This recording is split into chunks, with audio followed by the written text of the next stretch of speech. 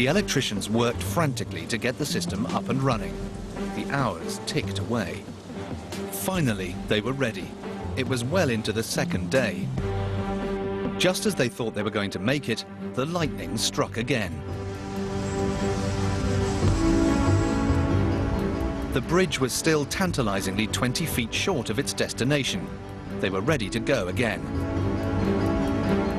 But the weather wasn't finished with the Petronas Sky Bridge. 3 times the cranes were struck as they fought to lift the bridge into place. 3 times the control circuits burned out. A nerve-wracking 20 hours turned into a nerve-shredding 36 hours. Success was so near, yet so far.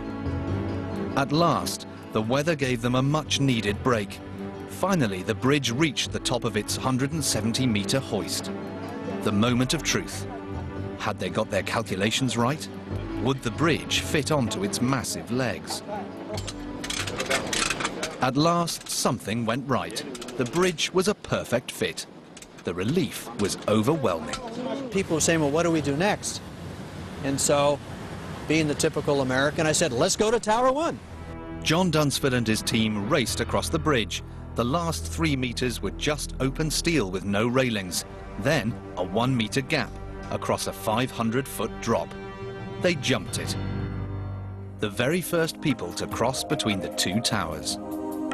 Petronas could now be the safest tall buildings in the world. The awe-inspiring Sky Bridge meant each tower had an escape route through the other. The grueling race between the 2 Petronas towers to be the tallest building on Earth reached its final stage. It was December 1995, with only weeks left until completion. The contest went down to the wire. From the start, John Dunsford had been behind in Tower 2, but now it was time for Bob Pratt to find out what it felt like to come second. But completing the 88th floor wasn't the end of the story. The Petronas towers still weren't as high as Chicago's Sears Tower, the tallest building in the world. There was one finishing touch before they took the crown: the pinnacles. The pinnacles were why Petronas would win the world's tallest title. The official calculation includes the height of spires. The antennas that top the Sears Tower didn't count. The pinnacles were enormous structures in themselves. 60-meter steel columns as high as another 15 stories, gently tapering to a ball on the top. They were manufactured off-site and out of the country. One came from Korea, the other from Japan. The Japanese pinnacle for Bob Pratt's Tower 1 fell behind schedule. They lost crucial days, but it didn't seem to matter, because the Malaysians had stopped the race. To create the maximum public impact, the plan was for the 2 pinnacles to go up together. It was a conscious decision that we had, that we wanted both the towers to go up together. But things didn't go according to plan. Determined to be first, John Dunsford didn't follow orders. Tower 2 did something sneaky. There were very, very few conversations between the tower teams when it came to the pinnacle. I did not share what was going on with him and didn't ask him what was going on with his. Bob Pratt in Tower 1 knew nothing of what was about to happen. John Dunsford had a secret plan to reach the top first. His team constructed the entire pinnacle inside the tower, hidden from view. No one knew what they were going to do until it was too late to stop them. Among his team, the atmosphere was electrifying. Next time you see this, it's going to be taller than the Sears Tower. And we went back down, and about 45 minutes later it was. Under cover of darkness, the lift went without a hitch. Tower 2 was the tallest building on Earth. I called Bob and I left him a message. I said, "Hey Bob, just wanted to let you know it's 3 a.m. We're now taller than the Sears Tower. This is the tallest building in the world." It was a clear victory for Tower 2. Tower 1 celebrated its own exterior completion a week later. The title Tallest Buildings in the World now belonged to Kuala Lumpur. They'd done it within the 6-year deadline with days to spare. It was an awesome achievement.